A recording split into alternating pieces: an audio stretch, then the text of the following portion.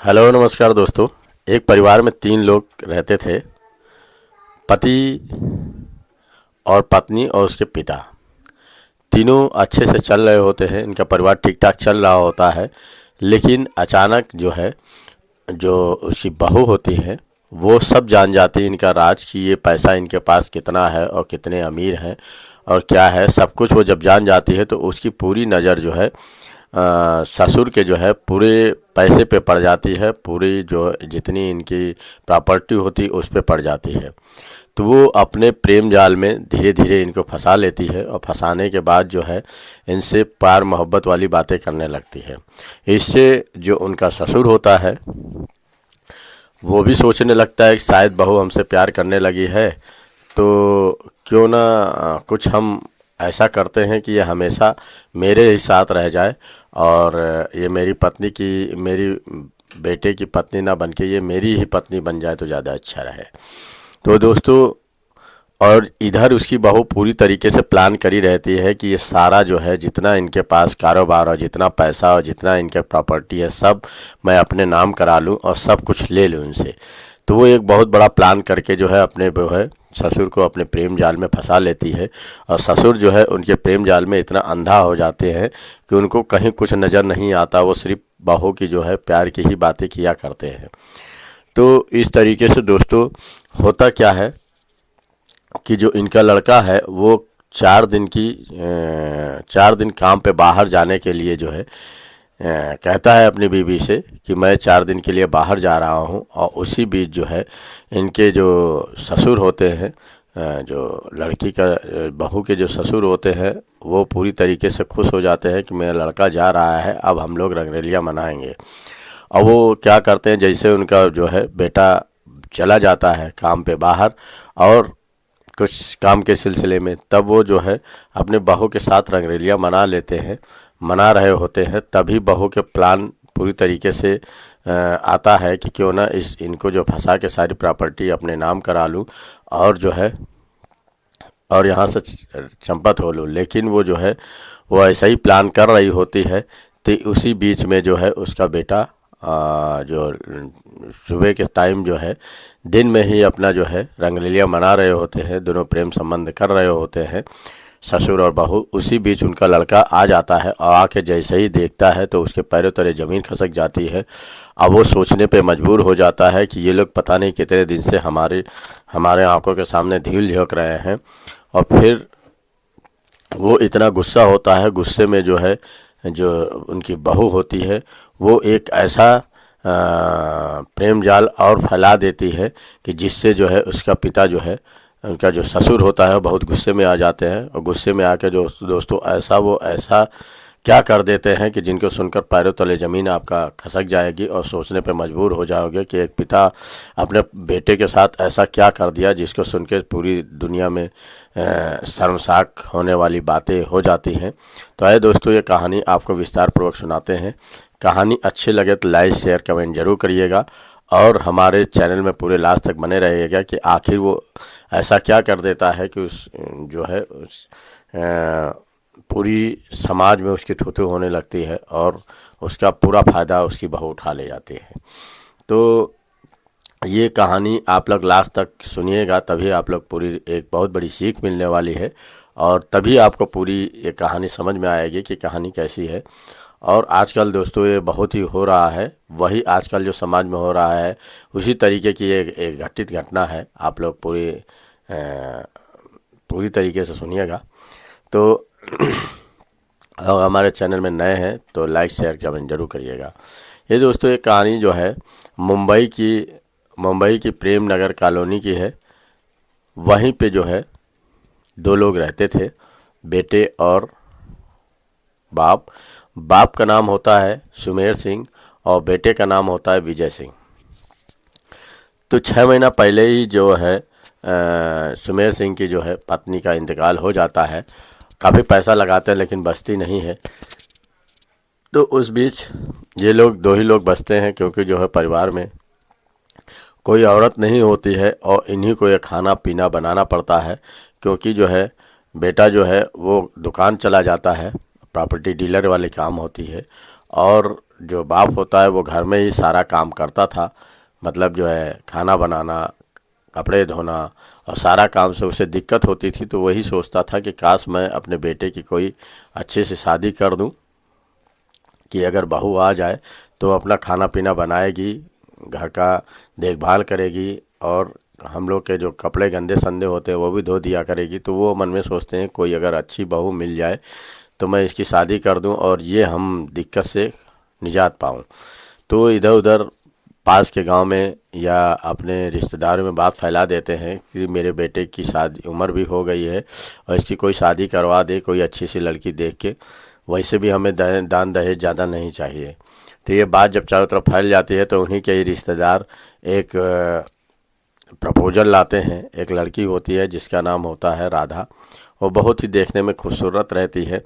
तो वो जब सुमेर सिंह को बताते हैं, सुमेर सिंह बहुत खुश होते हैं। वो लड़की को जब देखने जाते हैं तो जो उनका बेटा और ये जब दोनों देखने जाते हैं तो राधा सुमेर सिंह को बहुत पसंद आ जाती है। वो देखकर बड़े खुश हो जाते हैं कि ये बहू तो बहुत ही अच्छी है और देखने में कटीली है और बहुत ही सुंदर है, ये लगता है कि ये घर को संभाल लेगी। तो बहुत ही खुश रहते हैं और बड़ी धूमधाम से अपने लड़के की शादी करते हैं। और शादी करने के बाद राधा को अपने घर ले आते हैं। और जब राधा को अपने घर ले आते हैं तो राधा को बताते हैं, देखो बहू, हम लोगों ने पैसा बहुत कमाया, पैसे की कोई दिक्कत नहीं है, प्रॉपर्टी हम लोग के पास बहुत है, बहुत सी ज़मीन जायदाद हमने लेकर छोड़ रखी है, इसमें तुम्हें कभी भी दिक्कत नहीं पड़ेगी और तुम हमेशा खुश रहोगी और तुम्हें पैसे की दिक्कत और किल्लत कभी नहीं होगी। तो इस बात पे राधा बड़ी खुश हो जाती है कि ससुर तो मुझे पूरी बात बता रहा है। तो राधा जो है उनकी सारी प्रॉपर्टी कहाँ पे क्या है, कहाँ के कागजात कहाँ है, सारा पूछ लेती है। और इनका जो ससुर होता है सुमेर सिंह, वो सब कुछ इनको बता देता है कि कहाँ कहाँ हमने प्रॉपर्टी खरीदी है, कितना हमारे पास नगद कैश है, कितना बैंक में, सब बता देते हैं। जब ये सारी बात सुनती है तो देख के सन्न रह जाती है कि करो अरबपति के घर में आ गए हूँ, मुझे तो पता भी नहीं था कि इतना पैसा इन लोगों के पास होगा। तो वो मन ही मन एक प्लान बना लेती है कि काश ये पैसा अगर मैं सब अपने नाम करा लूँ तो मैं यहाँ की रानी बन के रहूँगी और पूरा सब मेरे कब्जे में आ जाएगा। तो प्लान के तहत जो है वो प्लान करती है कि अगर मैं ससुर को ही अपने प्रेम जाल में फंसा लूँ तो सब कुछ ये मेरा हो जाएगा, ये सब मेरी ज़मीन जायदाद मुझे लिख देगा। तो वो जो है उनकी तीखी नज़रों से अपने देखती है ससुर की ओर, तो ससुर भी देखकर भी पूरा खुश हो जाता है कि लगता है कि ये बहू जो है मेरे इशारों को समझ रही है। और धीरे धीरे उसको सारी बातें, वो घंटों बातें किया करते थे, तो सारी बातें उससे पूछा करते थे, बताया करते थे और इससे वो उनकी बहू जो है बड़ी खुश रहती है। लेकिन इनके लड़के से ज़्यादा वो प्यार मोहब्बत ज़्यादा नहीं करती है, बस यही काम चलाओ वाली बातें किया करती थी। तो इनका लड़का भी विजय जो था वो प्रॉपर्टी में सारा काम धंधा और सब कुछ देख रेख वही करता था, लाना ले जाना करना ढलना सब उसी के हाथ में था। वो सुबह से चला जाता था, शाम को ही आता था और ज़्यादा राधा को अपने मुंह नहीं लगाता था और दूर दूर ही बातें किया करता था।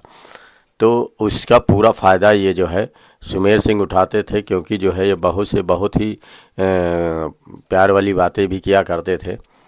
तो एक दिन होता क्या है दोस्तों कि जो इनका लड़का विजय सिंह होता है वो कहता है कि 4 दिन हमें जाना है, एक बहुत बड़ी प्रॉपर्टी है उसको लेना है और वहाँ के बॉस से बात करनी है। तो पिताजी मैं जाना चाहता हूँ और वह प्रॉपर्टी भी हमारी ही होगी। तो इसका पिता खुश हो जाता है, कहता है जाओ बेटे ये प्रॉपर्टी लेके ही आना। तो इस पे जो है विजय सिंह चले जाते हैं प्रॉपर्टी के लेने के लिए। और जब 4 दिन का समय होता है तो इनके जो पिता होते हैं सुमेर सिंह बहुत ही खुश हो जाते हैं, क्योंकि उनकी 55 साल की उम्र होती है, ज़्यादा उम्र अभी नहीं रहती है, वो भी अच्छे खासे हट्टे कट्टे जवान रहते हैं। तो वो अपनी बहू के पास आते हैं, कहते हैं बहू अब तो मेरा बेटा चला गया, अब तुम्हें कोई दिक्कत नहीं है, कोई डरने की बात नहीं है, अब हम लोग एक दूसरे से जो है प्यार मोहब्बत की बातें खुल के कर सकते हैं, जो तुम्हारे में डर और भय है वो ख़त्म हो गया होगा। तो इस बात पे राधा भी बड़ी खुश हो जाती है, वो कहती है कि ठीक है बात तो सही कह रहे हैं। फिर वो दोनों एक दूसरे से प्यार मोहब्बत बात करते करते उनकी फिर वो हवस का गंदा खेल उनके चलने लगता है। वो धीरे धीरे अपनी जो बहू होती है उनको अपने पास प्यार की बाहों में खींच लेते हैं, प्यार से बाहों में खींच लेते हैं और खींचने के बाद उससे उसके साथ शारीरिक संबंध बनाने लगते हैं। और वो भी कुछ नहीं बोलती है क्योंकि उसे भी मज़ा आने लगता है। और वो कहती है कि इतना अच्छा और इतना मज़ा तो तुम्हारे बेटे में भी नहीं है जितना कि तुम्हारे में है। वाकई तुम बिल्कुल फौलाद से हो, अच्छे हो और तुम्हारा जिस्म बिल्कुल लोहे जैसा है, वाकई मज़ा आ गया। तो दोनों खुश रहते हैं और फिर वो लगातार जो है 4 दिन का पूरा फ़ायदा उठाते हैं। वो दिन और रात नहीं देखते हैं कि दिन है कि रात है, वो शारीरिक संबंध बनाने में जुटे रहते हैं। ये शारीरिक संबंध बना रहे होते हैं, बनाते ही दिन में 12 बजे का समय होता है। तब तक इनका लड़का आ जाता है और जब लड़का देखता है तो ये दो आपत्तिजनक स्थिति में होते हैं। उनका देख कर लड़का आग बबूला हो जाता है और देख के यह बहुत क्रोधित हो जाता है और गंदी गंदी गाली अपने बाप को भी देने लगता है और अपनी औरत को भी देने लगता है कि तुम्हें बदतमीज, तुम्हें इतनी अकल नहीं है कि तुम किसके साथ शारीरिक संबंध बना रही हो। तुम्हारे पिता समान है, तुमने मारा कि पूरा घर चौपट कर दिया। अब तो मैं तुम्हें तलाक दे के रहूँगा, एक पल नहीं तुम्हारे साथ रह सकता हूँ। ये बात जब सुनता है तो सुमेर सिंह कहता है, बेटा मुझे माफ़ कर दो, मैंने हमसे बहुत गलती हो गई है। इस बात पे लड़का कहता है, नहीं, माफ़ी के काबिल आप है ही नहीं, क्योंकि जो है आप बाप होने के ऊपर घिन आ रही है कि इतनी गंदी काम तुम कर सकते हो। तो इस बात पे बहुत समझाता बुझाता है सुमेर, लेकिन विजय नहीं मानता है। इस बात पे जो उसके बाप को गुस्सा आ जाता है कि ये न रहेगा बांस न बजेगी बांसुरी, इसको रास्ते से हटा दिया जाए तो इसी तरीके से रोज़ रंगरलियाँ मनाऊंगा। वो गुस्सा होकर अपने बेटे का गला पकड़ लेता है और गला इतनी ज़ोर ज़ोर से दबाने लगता है कि उसे पता भी नहीं चलता कि गला घोट के कैसे उसकी मृत्यु कर दिया। और वहीं पे लड़का उसका गिरका जो है वही जो मर जाता है। और जब मर जाता है तब ये कहता है अपनी बहू से कि देखा बहू, तुम्हारे लिए मैंने अपने बेटे को रास्ते से हटा दिया। अब हम लोग, मेरे पास प्रॉपर्टी इतनी है कि हम लोग ऐश की ज़िंदगी जिएंगे, हमें कोई नहीं रोकने टोकने वाला होगा और इतना पैसे हैं कि तुम्हें कोई दिक्कत महसूस नहीं होगी। तो इस बात पे जो है उसकी बहू कहती है कि तुम क्या समझते हो कि मैं जो है तुमसे शादी करूँगी और तुम्हारे साथ रहूँगी, तुम बुढ़े के साथ? तुम बूढ़े हो गए हो और वैसे भी मैं तुम्हारे साथ रहने के लिए विचार में नहीं हूँ। ये मेरी पूरी प्लानिंग थी कि तुम जो है ये सारी प्रॉपर्टी मेरे नाम कर दो। मैं तुम्हारी प्रॉपर्टी के लिए ही तुमसे प्यार मोहब्बत की बातें कर रही थी। इस बात पे जो है सुमेर सिंह के पैरों तले ज़मीन खसक जाती है। वो कहते हैं कि तुम बहू इतना गलत काम कर सकती हो कि तुम्हारी वजह से मैंने अपने बेटे का गला घोट दिया और तुम जो है कह रही हो मैं तुम्हारे साथ नहीं रहूँगी। तो इस बात पे जो है गीत जो राधा होती है वो कहती है कि देखो ये सारी प्रॉपर्टी मेरे नाम कर दो, नहीं तो फिर तुम जानते हो मैं क्या करूँगी। तो कहते क्या जानते हो, तुमने मेरे साथ बहुत ही धोखा किया है, चाहे कुछ भी हो प्रॉपर्टी मेरे नाम कर दीजिए। इस बात पे वो कुछ कहते हैं कि एक फौटी कौड़ी भी तुमको नहीं दूंगा, अब मैं तुमको यहाँ रहने भी नहीं दूंगा। इस बात पे जो है राधा जो है पूरा वीडियो निकाल के जितने इनसे संबंध बनाए रहते हैं सारी वीडियो खींच के एक रिकॉर्ड की हुई रहती है। वो सारा रिकॉर्ड अपने ससुर को दिखाती है कि जब जब तुमने मेरे साथ शारीरिक संबंध बनाया सारी वीडियो है। ये वीडियो कहीं अगर मैं पुलिस को दिखा दिया तो तुम्हारी बहुत बदनामी होगी और तुम जेल के सलाखों के पीछे चले जाओगे। इस बात पे जो है वो डर जाता है। डरने के बाद जो है राधा क्या करती है कि तुरंत पुलिस को बुला लेती है और बुलाने के बाद पुलिस को काफ़ी मोटा पैसा दे देती है और कहती है कि ये जितना सिलसिला है जिसने भी किया है इनके पिता ने किया है, अपने बेटे को जो है गला घोट के मार दिया है। इन दोनों में काफ़ी लड़ाई हुई है, इसका खामियाजा इन्हीं को भुगतना पड़ेगा। और इस बात पे जो है वो डर के मारे कुछ नहीं बताते हैं कि कहूँ बहू ऐसा ना हो कि मेरा राज खोल दे और सब कुछ जो है पुलिस को बता दे। वो कुछ बोलते नहीं हैं, पहले से ही गुनाह किए रहते हैं।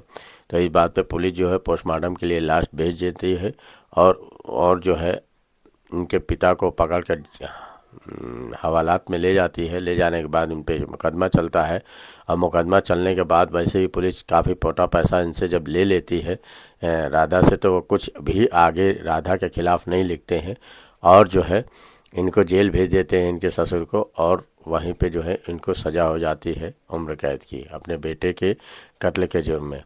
और इधर राधा बड़ी खुश हो जाती है कि सारी प्रॉपर्टी सब कुछ ये मेरे नाम हो गई है, अब मैं खुशी खुशी रहूँगी। और इसी तरीके से दोस्तों वो अपने अपने जो है किसी दूसरे व्यवहारी के साथ जो है जिससे वो प्रेम करती थी उससे शादी कर लेती है और अच्छे से रहने लगती है। तो दोस्तों यहीं पे कहानी समाप्त हो जाती है। लेकिन दोस्तों मैं आप लोग को ये बताना चाहूँगा कि इस कहानी में सबसे बड़ी सीख तो यही मिलती है, किसी के ऊपर ज़्यादा भरोसा नहीं करना चाहिए। और वैसे भी ससुर और बहू के साथ अगर कोई शारीरिक संबंध बनता है तो इससे इसका नतीजा गलत ही निकलता है। क्योंकि जो है कोई भी बहू, कोई भी कम उम्र की औरत अगर किसी बड़े उम्र के ऊपर, बड़े उम्रदार दराज के ऊपर अगर कोई मेहरबान है तो उसके ज़रूर दाल में कोई काला है और ज़रूर कुछ ना कुछ गलत करने वाली है। तो ऐसे प्रेम जालों में नहीं फंसना चाहिए जिस तरीके से इसने अपने प्रेम जाल में फंसा कर जो है ससुर से अपने पुत्र की इतनी बड़ी हत्या करवा दी। तो ये दोस्तों आए दिन ये होता रहता है। लोग प्यार में इतने अंधे हो जाते हैं कि इसका ज़रा भी ख्याल नहीं रहता है कि किस तरीके से आदमी प्रेम प्रसंग में फंस जाता है और इतने बड़े कांड कर देता है।